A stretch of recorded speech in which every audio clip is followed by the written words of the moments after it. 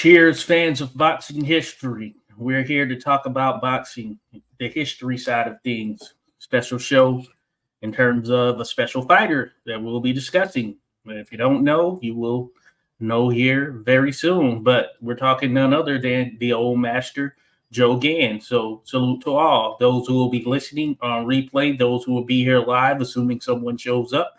But I'd imagine some will. So I appreciate everyone in all forms of fashion. Anyway, shout out to Dan, who's in the mix here already, says, good evening, sports fans. Appreciate you there, Dan. Now, again, we're going to be talking about Joe Gans, the old master. And this is one of the greatest boxers, period. One of the greatest boxers the sport has seen, one of the greatest fighters, boxers in history.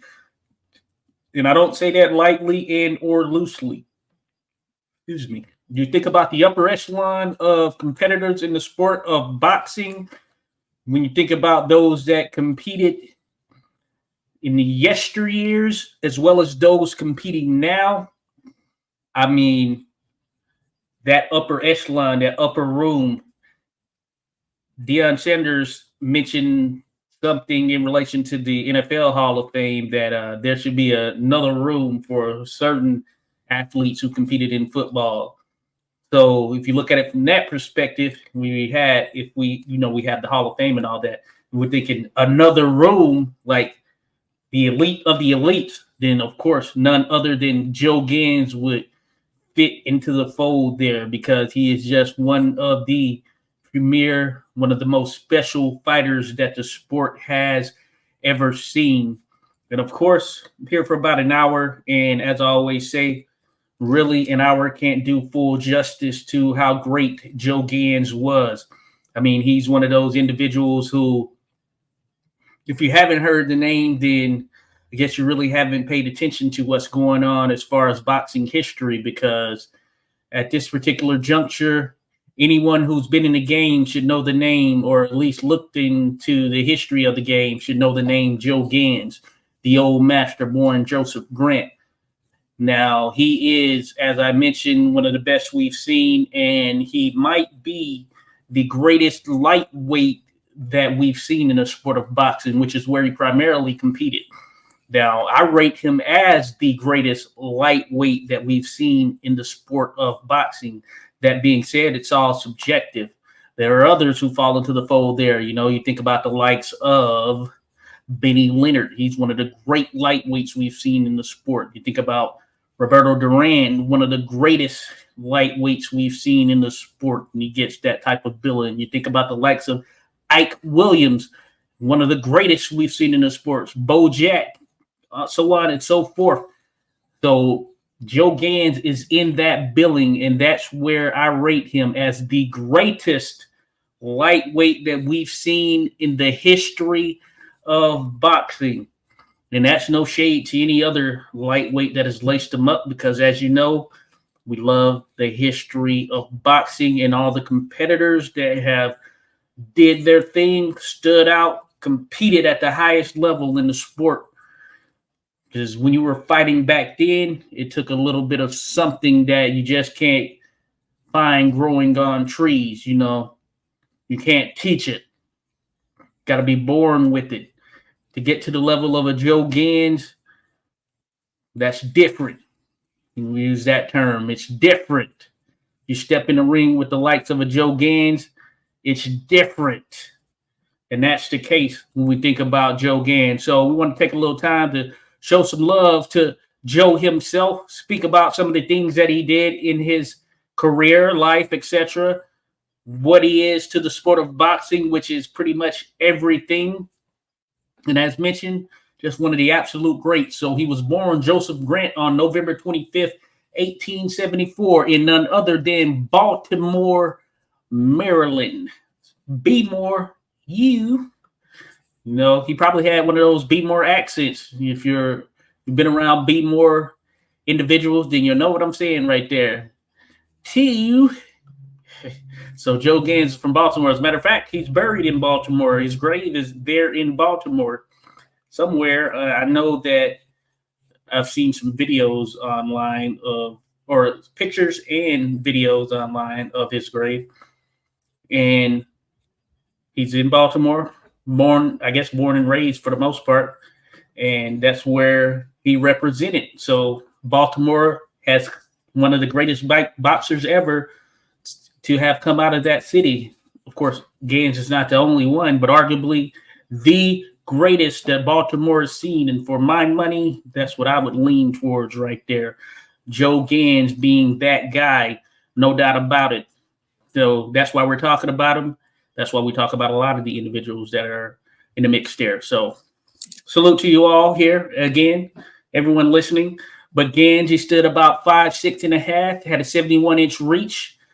As mentioned, he primarily operated around the lightweight limit. That being said, he was not just necessarily one who fought at lightweight only. You know, he would fight bigger guys, he would fight smaller guys. That was kind of the nature of the beast during that particular time. So you would think, or when you think about it, yeah, he was anywhere from what we would consider today the 130-pound division to the welterweight division. So anywhere in between there, really, because it all depended.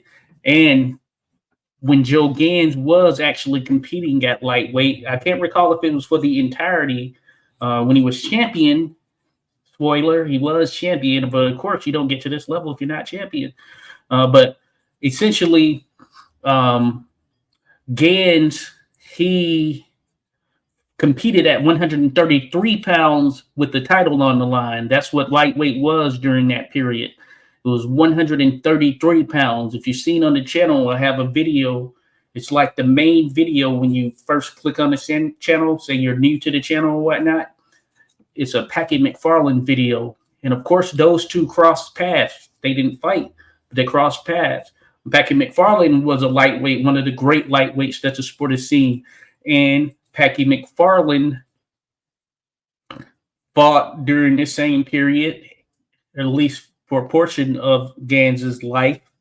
And it was 133 pounds. Packy McFarland was a guy out of Chicago, one of the great lightweights.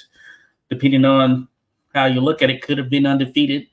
That being said, he was one who never fought for the world lightweight title. One of the primary reasons was weight, and him competing and getting down to 133 pounds, which, as I mentioned, was the range in which they were competing as far as the lightweight division during that particular period. So we know that ultimately lightweight is now 135 pounds. That's where we compete at today. And of course, we have some of the junior and then the super weight division. So you think about it, 130 pounds, that is the junior lightweight division, or you could say super featherweight division.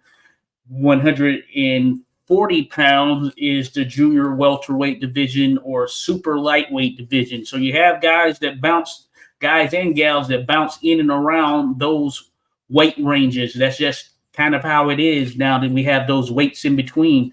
But of course, during the time when Joe Gans was competing, if you were the lightweight, you were fighting the lightweight, or if you were competing for a lightweight title, you were competing for a lightweight title. There were no in-betweens, really. Not that catch weights didn't happen, because they did happen back during those times. As a matter of fact, Gans himself fought in some catch weights. But that being said, generally, if you were fighting for the welterweight title, then you were going to have to go in there with a 147-pounder. And what was in between was nothing. It was just lightweight to welterweight. You get what I'm saying? Featherweight to lightweight. Featherweight is 126 pounds. So featherweight, 126 pounds to 135 pounds. That was kind of how you operated. So Gans, he was in the mix there. He's a master of that in terms of being able to maintain his weight and be able to fight different guys. Not that he... And when I say that, I mean he operated around that weight for pretty much the entirety of his career. So maintaining it in that sense, you know.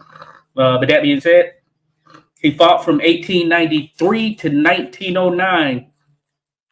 Now, depending on how you look at it, he had around 200 fights, probably more, because we know that all records probably were not captured. Shout out to Random Acoustic Thoughts. Be sure to follow that channel for some history stuff. he actually found a Sam Langford fight that was not recorded, and at least on the sites like BoxRec and the Nine. There was a Sam Langford fight that Random Acoustic Thoughts found not too long ago. This was last year, as a matter of fact, that wasn't listed on those sites. Matter of fact, I ran across a fight, and I can't think of who it is right now because this just came to mind, but I ran across a fight that I didn't see on BoxRec and some of those other sites for a video that I can't remember if it's a video I previously worked or it's one that I'm working right now, because I'm working on a special video that I hope everyone enjoys when I do get it out. Still in the writing phase of it, that sometimes takes a while. But anyway, Gans likely had more than 200 fights. In reality, that's just kind of how it was then. There were things taking place or fights taking place in situations where the public wasn't there. You would have clubs, things of that nature where fights would take place. Of course, they were happening. As a matter of fact, I've done some, as an official, some fights where I was officiating on the amateur side here, where we've done them at this place. It's called like the Maryland Club. And you go in there, you have to be a member of the club. Otherwise, you're not going to be able to see the fights. Basically, you go in there and it's like it's almost ballroom style in some sense, but it's a room where you can get a number of people in there, roughly around 100 people, somewhere in there, maybe even less, really.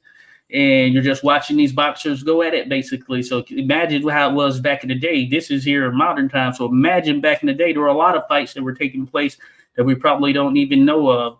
But anyway, Gans fought from 1893 to 1909.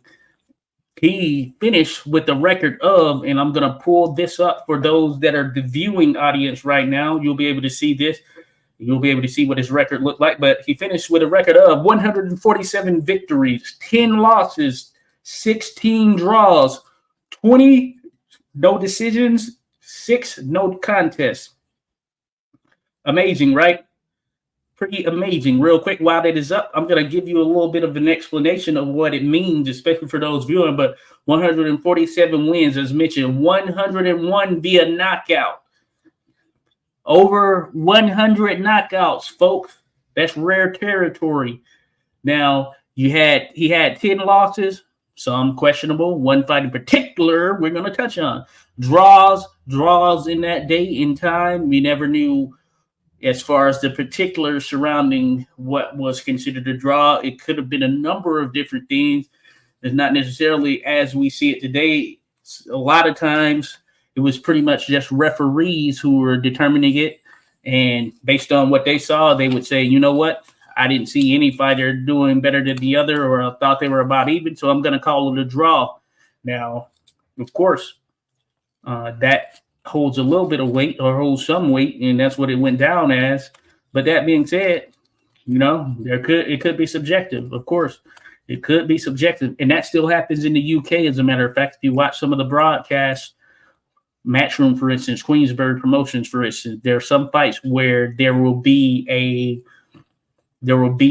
draw, or there will be a bout, and the referee will be the lone decider of who wins the fight. That's just going to happen. Now, then you see the no decisions and the no contest. So 20 no decisions, 6 no contests. That in itself is pretty self-explanatory as far as the no contest. Usually when there's a no contest, that means something of some sort happened, and it ultimately ended up being a situation where the bout couldn't continue. A lot of times during those periods, because you could argue it was damn near barbaric, it was probably because police stepped in. Maybe they thought that, they weren't going to be going as hard as they were going in this contest, so we're going to step in. Or one guy seemingly was taking a beating, and the police step in and stop that fight. Also, you can have no contest, of course, if there was a head clash, things of that nature, which is what we primarily see these days. If there's a head clash and it's caused by an actual headbutt, you'll see bouts get stopped. Generally, if it's prior to the finish of the 4th round, it'll end up being a no contest. That just recently happened, as a matter of fact, with Alicia Baumgartner versus Delphine Pursuit. Now, the no decisions, of course, For those that are familiar with history, those that have been on the channel, you'll be familiar with this. You'll understand what that means essentially. But I'll just repeat it real quick. No decisions. Those are generally bouts where a decision couldn't be rendered. Now, that could be for a multitude of reasons. Primarily, I would say because of laws, regulations for that state where they didn't want decisions to be rendered because they didn't want people competing in what were considered prize fights. You got to understand it was illegal in a lot of these places during that time. So there were situations where they didn't want these actual prize fights to be taking place. So that's where you would see things like no decision. Additionally, there will be situations where it kind of aligns. They would be competing, but you could not win the bout unless you knocked an opponent out. And if you didn't knock them out, it was going to be automatically predetermined to be a no decision. And that kind of worked with draws as well. So some of the draws you see on some fighters' records, especially from that period, were situations where if they weren't able to knock their opponent out, it was predetermined that it would be ruled a draw or would end up being a no decision bout. And there were some cases where titles were on the line, and if you didn't knock the champion out, then you didn't win the title, despite if you beat them from pillar to post for the entirety of the contest. If you didn't knock them out, you were not the winner of their title, or you weren't able to gain the title. So you had situations like that where no decisions came into the fold as well, where it was law, prearranged stipulations that were tied to it. So those are the main reasons you would have those. I would say those are the main reasons that you would see things of that nature. Shout out to Bruce Gas, Boxing Jazz, and more. Says salute, brother Josh. Salute to you there, Bruce. Appreciate you there, buddy. Good to see you here. Appreciate Bruce Gas, Boxing Jazz, and more. So be sure to go check out Bruce, folks, because he has a lot of good content on this channel. And Bruce himself touches on the history. Hey, he's put me on game with some things I didn't even know.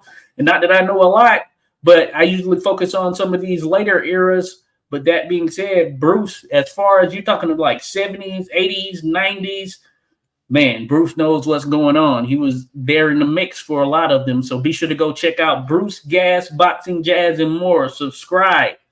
Go do that right now. We're still here. Go ahead and do that right now. So appreciate you dropping by there, Bruce. Anyway, again, appreciate everyone here. Welcome. We are on the 86 Boxing channel talking about the great Joe Gans. I was just explaining the differences between some of these no contests, no decisions, those things you see on a record, essentially. So with that in mind, what you see here on this depiction, for those watching, I'm showing the record again for those listening. And basically, you see where I have the 20 no decisions. Those no decisions were usually scored by the writers, the press that was ringside. So we do have some verdicts in those contests. But that being said, it doesn't necessarily mean that it shows on some of these sites.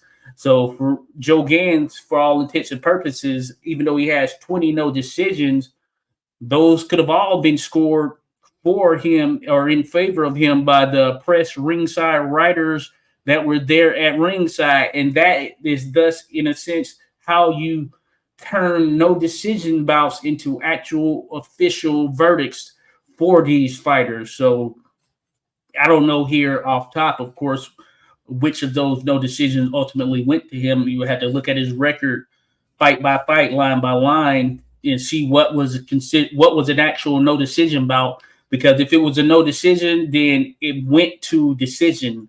So that's what you can know, that if you see a no decision bout on a record, that means the bout did go to decision. So there wasn't a knockout or anything of that nature.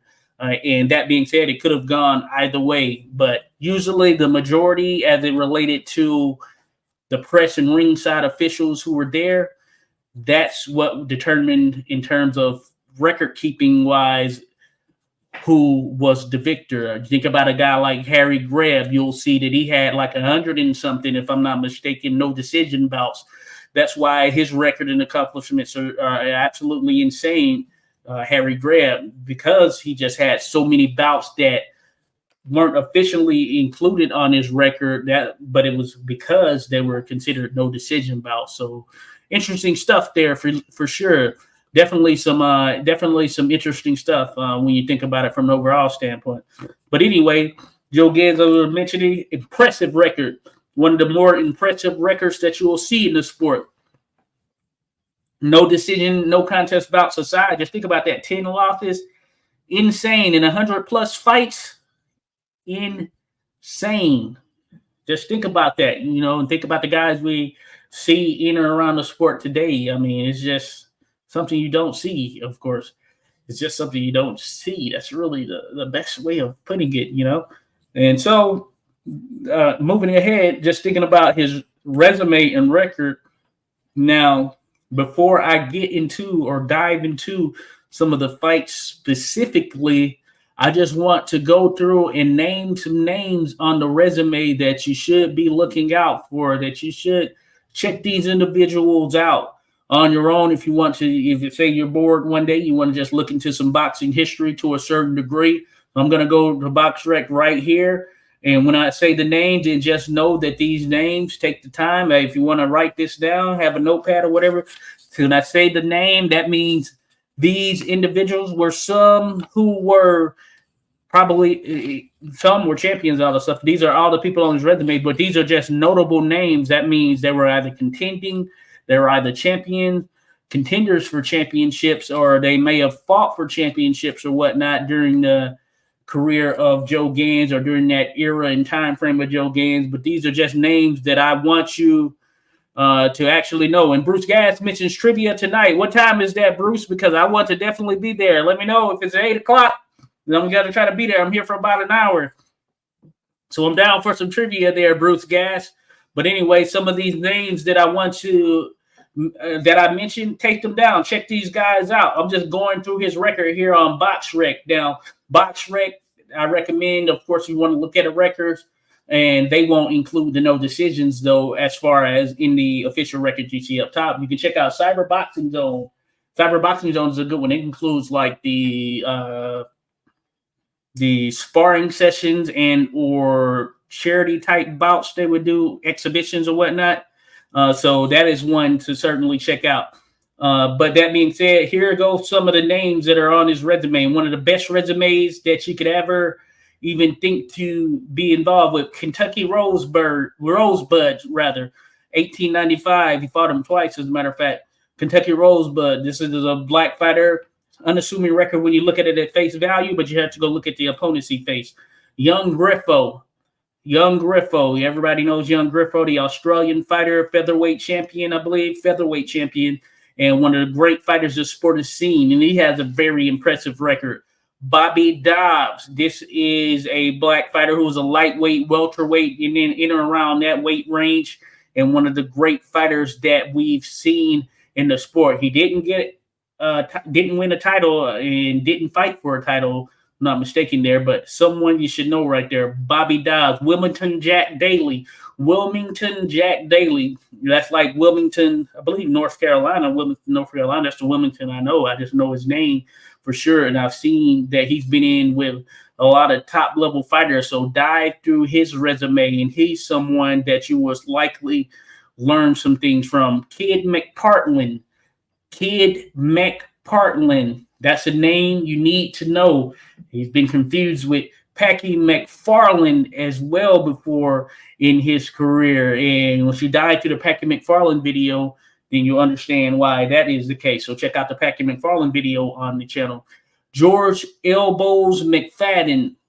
We're going to talk about George Elbows McFadden because he fought Gans quite a few times. And I'll tell you why he was known as George Elbows McFadden. And I do have a video on the channel for George Elbows McFadden specifically. So that's one you want to check out there for sure. Spike Sullivan, that's a name. Frank Earn, former world welterweight champion. You want to know about Frank Earn? I want to do a video on him at some point. I haven't been able to get to that one yet. But that being said, don't be surprised if you see that here in the near term. George Elbows Frank Earn, because he is one of the best we've seen.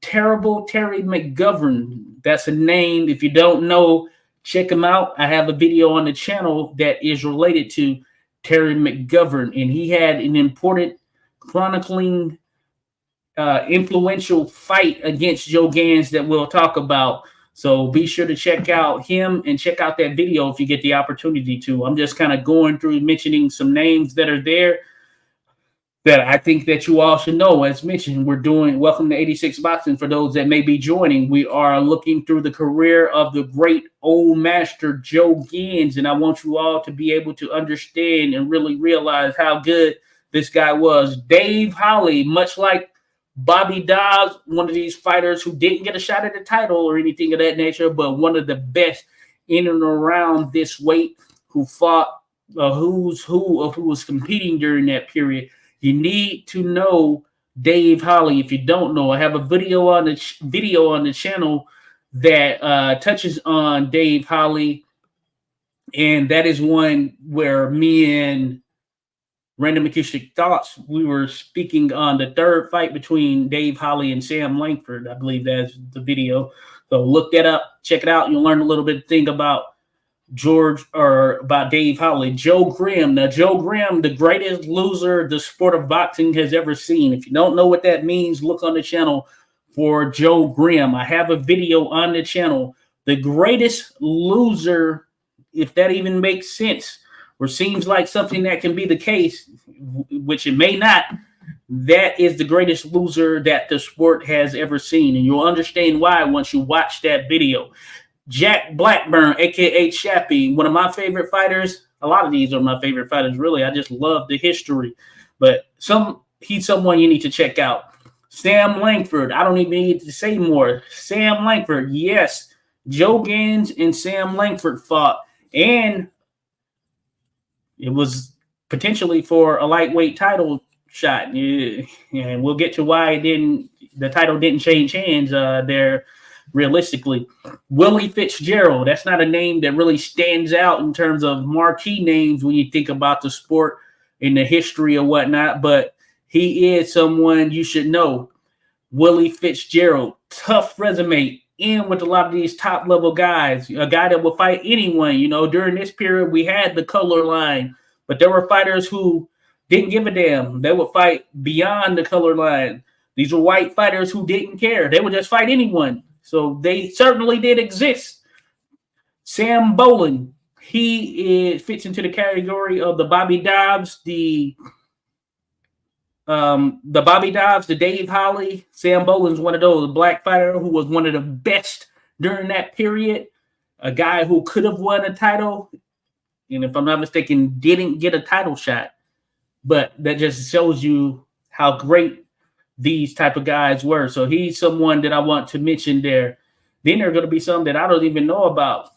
But Joe Walcott, Barbados Joe Walcott, that is. If you know Jersey Joe Walcott, he got his name based on his love for Barbados Joe Walcott, the first black world welterweight champion, and someone you should know if you know about or getting into or want to learn boxing history. Jimmy Britt, he was a great fighter during that period who had some tough matchups against some really good opponents right there. He was a standout. That's a name that you need to know. Mike Twin Sullivan, his brother was Jack Twin Sullivan, but he and Joe Gans fought a trilogy. Mike Twin Sullivan was a claimant of the world welterweight title, and I guess you can say recognized as the world welterweight champion. He and Joe Gans fought. Willie Lewis, such an unassuming name right there, folks. Willie, Willie Lewis. Be sure to check out Willie Lewis. So unassuming from a namesake perspective, but this is a guy who could have been world champion. Trust me when I tell you, one of the great fighters the sport has seen. I don't think he ever won the title, but Willie Lewis, such an unassuming name, great fighter. Harry Lewis, no relation as far as I know. Harry Lewis, I have a video on the channel of Harry Lewis, who is one of the great fighters that the sport has seen. He was a what was Harry Lewis? Welterweight champion? I believe he was welterweight champion. And it was recognized as acclaimed by some and officially as some. It's one of those interesting ones. Watch the video, you'll get to understand what I'm saying right there. Battling Nelson. You heard that name, I'm sure of it. Battling Nelson. So he is one of the greatest fighters that the sport has seen for sure. Kid Herman, another one of those great fighters. George Mesmick, another one who was one of those great fighters. Well, he was top class fighters that the sport has seen. And Gans, even when Gans retired for a period or stated he was retiring, he relinquished his title to George Mesmick, aka Jimmy Burns. He was a protege of Tommy Burns. So those are the names right there that I wanted to throw out there. We can dive into those a little bit more. And of course, as I was doing this, I know some people came through. So shout out to everyone. Wilmington, Delaware, there, Dan, for Wilmington Jack Daily. Yeah, there is a Wilmington, Delaware. I've actually been there. So shout out, Dan, there, keeping me up on point right there as far as Wilmington, North Carolina, or Wilmington. I mentioned North Carolina, but there is a Wilmington, Delaware. And I have been to Wilmington, Delaware. Went there for a little concert once, as a matter of fact. Bruce Gans mentions he needs to watch more of Gans. Most certainly. Hey, Dan mentions Willie Lewis. Yes, indeed there, Dan. You already know Willie Lewis. Man, Willie Lewis, I need to do a video on him because I can't really do him justice just talking right here, right now. Dan, you know about him. Then if you know about Willie Lewis, man, an absolute great fighter. It's a shame because not too many people know about it. As a matter of fact, what I see here says 6 people on the live. Only 6 people know about Willie Lewis right now. And I'm telling you, this is one of the great fighters that the sport of boxing has seen. I can't say it enough. And it's so unfortunate that we've had so many of these great fighters who people don't even know about whatsoever. I'm going to do a video on Willie Lewis. It's going to come at some point, but trust me when I tell you that once you actually dive through his resume, once you see this video that I ultimately do, then you'll realize and recognize that he is absolutely one of the greatest fighters the sport has seen. And it's such a shame that some of these great fighters get buried here in history, but I guess it's the nature of the beast. You know what I'm saying? Harry Lewis, Dan's mentioned. I have a video on him. Check that out. Salute to Rasclot 222, seeing his salutes right there. Appreciate you there, Rasclot. Always great having you in there. Also, salute to Just Boz. It says salute to everyone, especially the host. Oh, you're such the flattery there, Boz. Appreciate it. Hey, Boz, be sure to share your new channel. Be sure to drop it in the chat. Boz, we do the Boxing Shit podcast, and that comes on Sundays, 11 a.m. Eastern time. Just FYI, 11 a.m. Eastern time. I want everyone to drop by that. Boz has a new channel. We're going to get everyone to go to that channel. It's going to be linked when we actually do the Boxing Shit podcast. So appreciate you there, Boz. No doubt about it.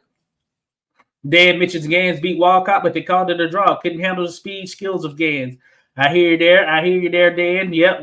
That happened with Joe Gans for sure. But, man, appreciate everyone who has dropped in here. Just Frank, salute there to you. Just Frank says, peace of love, bruds.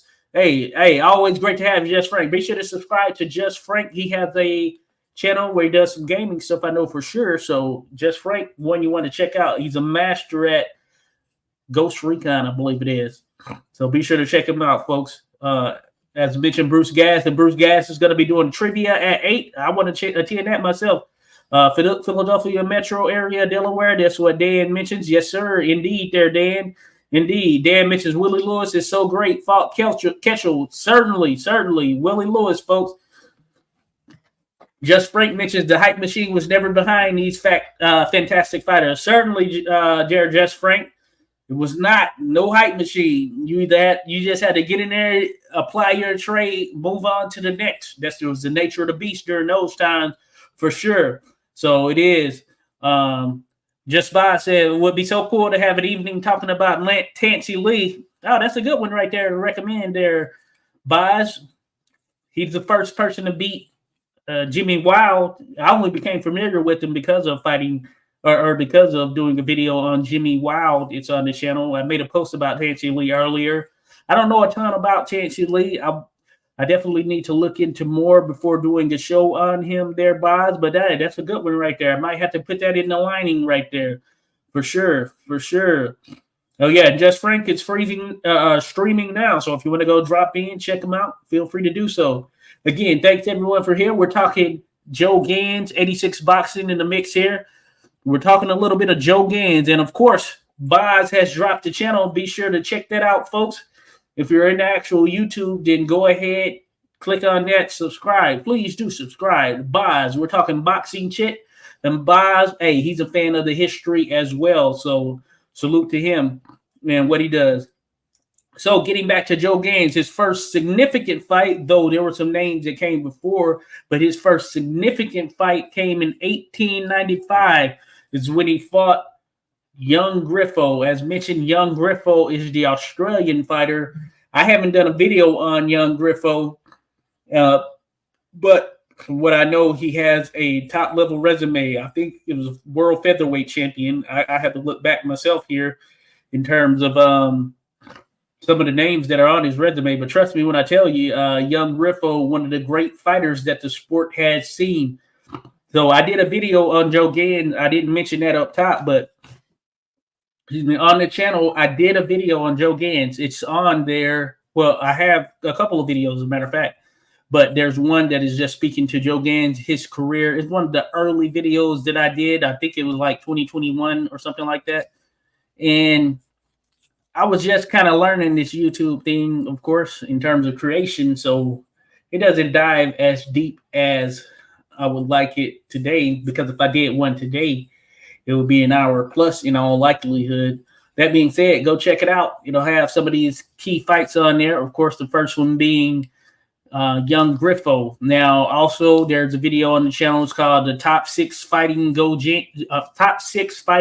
Gans. And as interesting as it sounds, basically what I'm speaking to is Joe Gans. He was such an influential fighter that there were a number of boxers who came there in the aftermath who named themselves after Joe Gans. Boz has 6 subscribers so far. Good stuff there, Boz. But there were those that came in the aftermath who named themselves after Joe Gans. And that Top 6 Fighting Joe Gans video touches on those fighters. So you have Panama Joe Gans, Baby Joe Gans, Allentown Joe Gans, Italian Joe Gans, Nubby Joe Gans. It's crazy. It's crazy. Just think about that. You're so great that a number of fighters name themselves after you. So if you want to understand how great a fighter was, go look on, or the impact they had, go look on, say, BoxRec, for instance, and search like a name like Joe Gans, and you'll see what pops up. Search a name like Sam Langford. Search a name like Jack Dempsey. Search a name like John L. Sullivan, or don't include the L. Just put John Sullivan. And for instance, you'll kind of get what I'm talking about there. There were some fighters that had such a magnificent impact that others took on that type of notice, essentially. Just Boz mentioned he found Tansy Lee while looking at Wild's resume. Jimmy Wild, the Welsh fighter, as far as I'm concerned, the greatest Welsh fighter, so I have appreciation for him. And Boz mentioned you had a lot of name thieves there. Certainly there, Boz, certainly.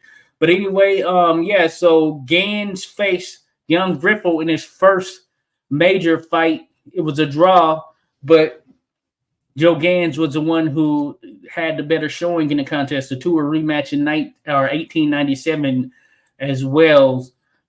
Excuse me. And probably a similar situation in some sense, but it was a good fight there. Another fight I want to mention is another fighter, and I had mentioned all these names or whatever. I want to go through some of these fights that were significant and some of the fighters he was going against at that time. But George Elbows McFadden. George Elbows McFadden, when you think about a list of the guys, some of the greatest fighters to never win a world title, George Elbows McFadden is one of those guys. I mentioned earlier that I would tell you what the elbows meant or where it came from. But George Elbows McFadden, essentially, he got his nickname because of the fact that he had a defensive posture that allowed him to block a lot of shots. with his elbows. Can only imagine, seeing it on film or whatnot. We don't have any footage, but George Elbows McFadden, that's how he got the name Elbows. It's because of his stance and his posture, how he was able to block shots, basically using his elbows for the most part. Isn't that one of the great nicknames right there? Just when you think about great nicknames, usually nicknames are given in some sense. That's what they say. And so George Elbows McFadden, he was one who got his nickname because of the way he operated.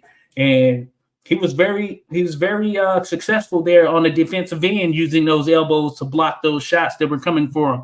As mentioned, he fought Joe Gans multiple times. Just by as mentions, I believe Gans is a French name. There's a French director called Christophe Gans. Okay, yeah, may very well be the case. Crying Freedom director. Okay, good stuff there, Boz. Dan mentions Elbow McFadden was awesome. Yes, he did. Yes, indeed, he was. And George Elbows McFadden, I have a video on the channel, folks. If you haven't seen it, go check it out. You look up 86 Boxing George McFadden or George Elbows McFadden, it should pop up. I don't know what the title is at this point. But that being said, there is a video on the channel that kind of touches one of the great resumes that the sport has seen, and a guy who most certainly could have been world champion. But, you're competing during the eras of the likes of Joe Gans, so you can understand why it becomes fairly tough, things of that nature, as far as being able to pick up a title. Just Boz mentions Gunboat is one of my favorite fighting aliases. Yes, Gunboat Smith. Ed Gunboat Smith. Yeah, hey, mine as well right there. Hell of a fighter there, realistically. He was a heavyweight who might have been a cruiserweight more so this day and time.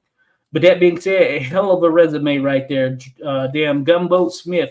So that's a good one right there, Boz. He's someone I definitely want to do a video on. As a matter of fact, if I look in my files, I know I have at least a paragraph or two that I started because I was going to do a Gunboat Smith video a while back. I just ended up moving on. Sometimes it's a situation where I may start one or whatnot, and then another one comes to mind, and I'm like, oh my goodness, I need to do this right now, which was the case with the one that I'm doing right now. Dan Elbows, another great pioneer of boxing skills. Certainly, these guys had skill back then, but George Elbows McFadden, as mentioned, a guy who used his elbows to actually block a lot of punches, and a tough outing depending on who was in there with him. Very tough outing. So he and Gans fought in 1899 multiple times there. And George Elbows McFadden, as a matter of fact, was able to defeat Joe Gans. Think about that. George Elbows McFadden was able to defeat Joe Gans. You got to be something right there.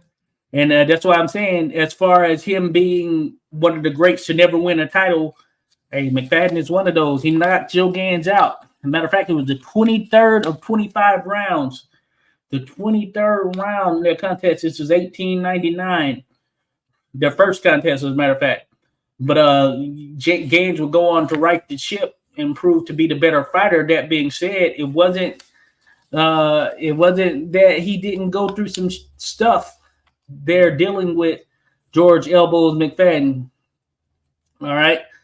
Now another fighter that I want to mention, and this was Gans' first time fighting for the title. And Gans ended up he ended up getting a major gash on his eye in this contest, 1900, which forced the fight to be stopped. And it went down as a loss for him, TKO, I believe. But basically, he took on Frank Earn. I mentioned I want to do a video on Frank Earn. He's either Danish or Swiss. Let me see. Let me double check here. He's Danish or Swiss, or maybe Norwegian. Maybe Norwegian there. Hold on. Let me see. Frank Earn. Hold on real quick. I'm going to tell you where Frank Earn is from because I want to do a video on him, as mentioned. He's one of those three. I know for sure. Oh, yeah, Swiss. So Frank Earn is Swiss. He's former world lightweight champions. Matter of fact, that's the person Gans will go on to win his title from right there. Frank Earn. And hey, Dan's on it, mentions it. Swiss right there. Appreciate you there, Dan. I got to look at the comments sometimes. That's what it comes down to. But Frank Aaron, I mean, supreme boxer right here, very skilled guy. He didn't have a huge resume when you think about those guys during this era. You think about Gans, you're talking 200 plus fights. Frank Aaron might have been under 50, might have been just under 50 or something like that. As a matter of fact, which wasn't bad, of course, and which is comparable to what we see today. But that being said, he was able to accomplish a lot in those fights that he did. Might have been under 40, as a matter of fact. Just Boz mentioned Fritzy Zivic like to use his elbows, I bet. Yes, indeed. Dan mentions Willie Lewis and Harry Lewis were also great boxing skills. Indeed. Check out the video we have on Harry Lewis on the channel. Doesn't sound Norwegian there, Boz. Oh, Boz would know the Norwegians for sure. Buffalo, though, Buffalo NY, though, my hometown. Okay, there, Dan. Appreciate that, Dan. Buffalo NY, a lot of great fighters have come out of there. Buffalo for sure. I think about the light heavyweight. I used to work with a person who had the same last name as this light heavyweight. I'm sure you know, Dan, this light heavyweight who fought out, who was from Buffalo, and he dang it, with Slattery. Yeah, never mind, Slattery. Yeah, I used to work with a guy named his last name was Slattery. And I said to myself that man, there's got to be a family connection there. He said that there wasn't, or at least he didn't think there was. But I don't know that he knew boxing. Well, I know he didn't know boxing, but I'm thinking that he probably had some kind of connection there down the road. And it just so happens he was from, he might have been from New York, or was he from New York? Or I can't remember where he was from, but still, Slattery. You just don't run into Slattery's all the time or whatever. Lisa Vold. Oh, yeah, Boz mentions Lisa Vold. This stuff. I know Lisa Vold. Scusa, same time as Slattery. Oh, yeah, I know Scusa. Don't know a lot about him, but I know the name there for sure. Yeah, Lou Scusa. Just Boz mentioned Joe Messi, also from Buffalo. I don't know if I know Joe Messi, but anyway, so yeah, first world title shot, 1900. I want to mention 1900 also. Significant fight took place December 13th, 1900. As a matter of fact, it was a catchweight fight. You know, I mentioned catchweights did happen. Joe Gans took on Terry McGovern. It was at a catchweight, right? And Joe Gans would lose this contest. As a matter of fact, it was a very controversial contest. I'm going to drop a poll. I'm going to drop a poll. Was the Gans versus McGovern fight fixed?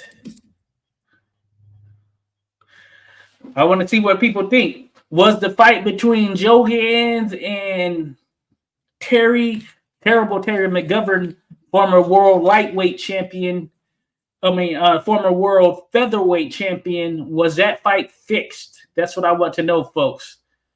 Was it fixed? What do people think there?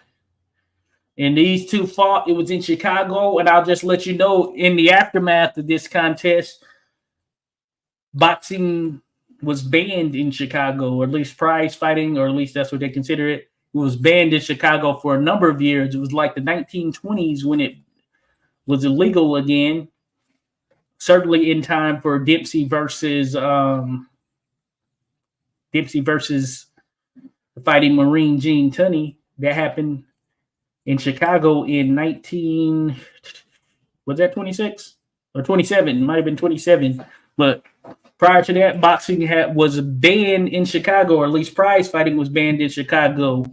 So I mentioned Packy McFarland earlier. He fought a lot of fights that were in like Milwaukee. That was a big spot as far as close by or closer enough by where boxing was happening on the regular right there. And it was banned in Chicago because of this Gans versus Terry McGovern fight. So the thought was, and Gans himself was quoted as saying it was, and general wisdom consensus seems to be that the fight was fixed between Joe Gans and terrible Terry McGovern. You can go see it yourself on YouTube.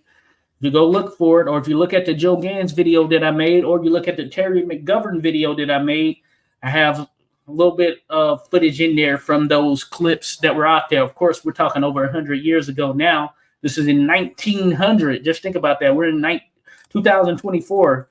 This is in 1900, and we have footage of it. So go check that out for yourself, and you can tell me what you think. But it looked to be fixed because Joe Gans was sitting there taking a ton of shots, and he wasn't putting up any form of a defensive effort whatsoever, from what I could tell. All right, good stuff there, Biles, on old Messi. Dan mentions Rocky, Kansas. Lockport, Jimmy Duffy, good one. Jimmy Goodward's Rocky, Kansas, too, bro. K.O. Brennan, all Buffalo. Okay, cool. Who should I know? Well, not seen it. Shout out to Rodolfo Rivera Jr., who's dropped by. Appreciate you there, Rodolfo. Thank you for coming through, as always. Dan mentioned no way fixed. Very easy. Never been a fixed fight where the guy lets the other guy blast him in the head over and over. It's so much easier to fix. Dan is one who thinks it wasn't fixed. Dan says it's very good field footage too. Very clear. I don't know, Dan. This is where we may ultimately differ here. I'm going to lean on the side of fixed. That being said, it's one that we can always kind of just think about. I think for the rest of time, it will be one that is questioned. But as mentioned, both guys were arrested, or warrants were issued for their arrest. I can't remember if they were actually arrested, but warrants were certainly issued. And like I mentioned, boxing was banned in the state of Illinois. I mentioned Chicago, but just the state of Illinois in general, prize fighting was banned. So that speaks volumes right there in some sense, you know. But I'll move on. Of course, 1903, that's when he first took on the likes of Jack Blackburn. Jack Blackburn, he's a Hall of Fame trainer, should be in the Hall of Fame as a fighter. One of the great resumes that the sport has seen, Jack Blackburn. And he's in the Hall of Fame as a trainer because he had champions such as Joe Louis, Sammy Mandel. So he's one of the greats for sure. But he also has an impressive resume in terms of who he fought. As a matter of fact, he beat Joe Gans. They fought in a 6-rounder, and he was able to defeat Joe Gans. That tells you something right there. And Gans, or Blackburn, he won this first contest with them. And Gans's manager, can't think of his name right now, but he was quoted, and it's in paper, and I have it in some video, maybe the Jack Blackburn video, because there is a Jack Blackburn video on the channel where his manager, Al something, he was quoted as saying that Jack Blackburn was pretty much impossible to defeat in a fight under 15 rounds. So the next time they fought, it was a 15-rounder. I believe it was 15 rounds. And yeah, it was a 15-rounder, and Joe Gans ended up winning. But his manager said himself that Jack Blackburn was impossible to defeat in a 6-rounder. That tells you something about just how good Jack Blackburn was. Go check out the video I have on the channel, Jack Blackburn, one of my favorite fighters right there for sure. Someone that I think you will enjoy. Just by says it's very possible back then. It happened a lot, it seems. Certainly. A lot of biggest fights are fixed. I won't mention. I can clearly show a couple of easy ways they go. Got you there, Dan. Hey, yeah. So very interesting, right? Very interesting. So I'll move on to 1903. Gans, December 8th, 1903. He fought Sam Langford in a 15-rounder. Now, here's the thing. The lightweight title was on the line, but Sam Langford came into the contest overweight. And given such, he wasn't able to pick up the title. So that's kind of I guess that's on Langford, I guess you can say, because he didn't come in on weight, but you usually had to weigh a certain amount right there day of ringside. They used to weigh in day of during this period, folks. So that explains that situation for sure. So Sam Langford and Joe Gans fought. As a matter of fact, I remember doing a recording, breaking it down. I don't know if it was used, but if you look on Random Acoustic Thoughts channel. He has a video where he's breaking that down round by round. I remember recording recording a file, breaking it down round by round. And I sent to Random he was gonna use. I can't remember if he used that. Maybe he used that, maybe not. But I believe there is one on his channel where he's breaking it down round by round. And Joe Gans, Sam Langford for the lightweight title. And of course, Sam Langford as one of the greatest heavyweights the sport has seen. Think about it. But he came in over in that contest about 140 or somewhere around there. But he was over the lightweight limit for sure. So that's why he didn't win the title. So that's an FYI. Now, I want to mention also Battling Nelson. So that is probably one of the great rivals of Gans right there. So he fought Battling Nelson in what ultimately was a 42-rounder on September 3rd, 1906. Now, this is one, we have some video footage of that. Just think about that, folks. Video footage, 42-rounder, Marquess of Queensberry rules, no top cover. You're just out there in the open. I believe this was Reno, Nevada, as a matter of fact. I believe it was Reno, Nevada, where it actually took place. 42 rounds. Joe Gans not Joe Gans, but Battling Nelson had repeatedly low-blowed Joe Gans, and he was ultimately disqualified for a low blow at the tail end of that contest. And that was in the 42nd round right there. So Gans retained his title. Think about that right there. So Battling Nelson, one of the great fighters, the Fighting Dane right there. Shout out to Mark Allen Baker, the author. I'm going to try to get him back on here at some point here in the near term. But he has a great book on the Battling Dane, Battling Nelson. I have that book somewhere over here. I still need to read that one. But shout out to Mark Allen Baker for sure. But that's one I wanted to mention there. But they had a rivalry for sure. Dan mentions Elbows and Frank Aaron both KO Gans, same era as McGovern. Neither was nearly the power punch machine McGovern was. But McGovern was smaller, though, then. He was smaller coming up in weight. That's what makes it very interesting right there, I would say. Certainly makes it interesting. But yeah, so Gans and Nelson they would fight again, and Gans would lose the titles in those contests. As a matter of fact, this was closer to the tail end of Gans's career because Joe Gans would ultimately pass away in 1910, August 10th, as a matter of fact, at the age of, 35 due to tuberculosis. So think about that. Tuberculosis is what took out Gans early in life at the age of 35. Just think about that. One of the great fighters we had seen and what he was able to accomplish. And then there at the tail end of his life, dealing with tuberculosis. And it wasn't his first bout with it. So that just tells you it's pretty crazy just thinking about that. But yeah, Just Bob mentions Terry McGovern. Yes, wasn't he also called Terrible? Yes, he was called Terrible. Terrible Terry McGovern. No doubt about it. But Joe Gans, as mentioned, died August 10th, 1910. He was able to attend the contest. The last public appearance, I believe, that he made, period, was the contest between Jack Johnson and Jim Jeffries for the world heavyweight title. So that, I believe, that was the last public appearance that Joe Gans made before heading back to Baltimore, where he died there at his home, or at least his mom's home or whatever. Then mentions Jack Nonpareil Dempsey and Peter Jackson, both tuberculosis. Yeah, there are some high-profile boxers that died of tuberculosis. Those are two of them right there, two of the best the sport has ever seen. They died at young ages, I believe. But Nonpareil Jack Dempsey, he was about 33, I want to say. 32 or 33. Peter Jackson, he was, I believe, like 41, 42, somewhere in there. It's crazy. But, man, that's what they call it. What did they call it? I forget what they call it.